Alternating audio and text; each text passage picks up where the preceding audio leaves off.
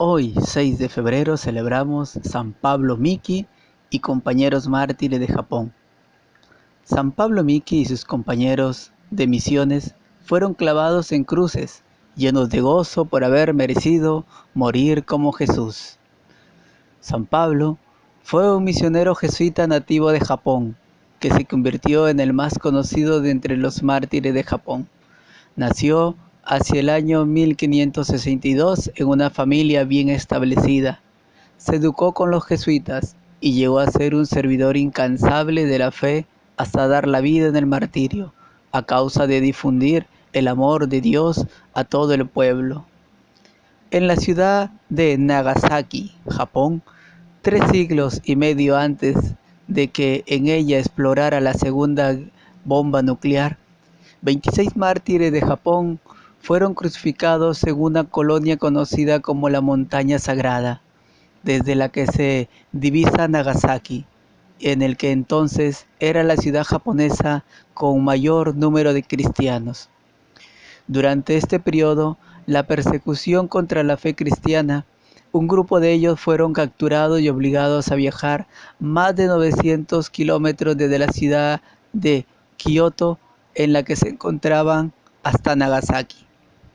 Entre ellos habían sacerdotes, hermanos y laicos, franciscanos, jesuitas y miembros de la orden franciscana secular, catequistas, doctores, artesanos, sirvientes, ancianos y niños inocentes. Todos caminaban en procesión sombría, pero unidos por el amor a Jesús y a la fe católica. Cuenta la tradición que llegaron cantando el Te Deum. San Pablo Miki fue crucificado y mientras estaba allí colgado y clavado en la cruz, predicó a la gente que contemplaba la ejecución unas palabras hermosas de declaración de fe que hasta estos tiempos resuenan en todo el pueblo de Japón.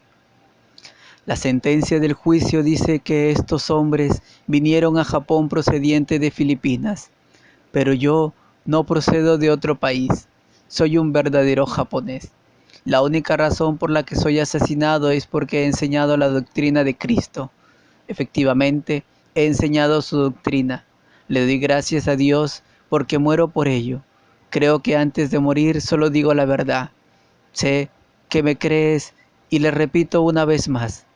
Pregunten a Cristo cómo pueden ser felices. Yo le obedezco. Según el ejemplo de Cristo, perdono a mis verdugos, no los odio. Le pido a Dios que tenga compasión de ellos y espero que mi sangre caiga sobre mis compañeros como una lluvia fructífera. Luego de esta declaración, San Pablo Miki empezó a darle ánimo a sus compañeros en estos últimos momentos de su vida. Todos estaban alegres en el sufrimiento. A muchos de ellos se le oía decir continuamente: Jesús, José y María, les doy el corazón y el alma mía.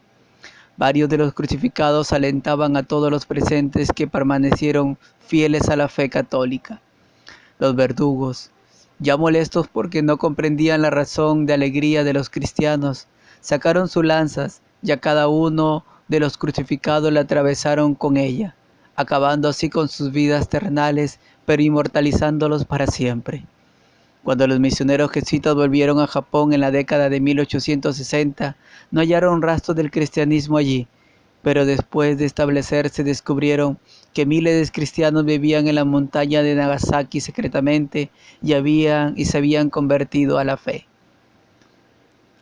De este testimonio de cristianismo, el Papa Francisco ha expresado la belleza de este testimonio.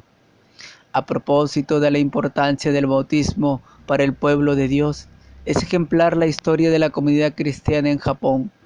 Esta sufrió una dura persecución a inicios del siglo XVIII. Hubo numerosos mártires.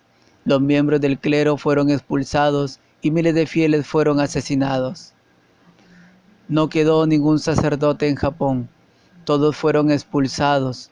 Entonces la comunidad se retiró a la clandestinidad, conservando la fe y la oración en el ocultamiento.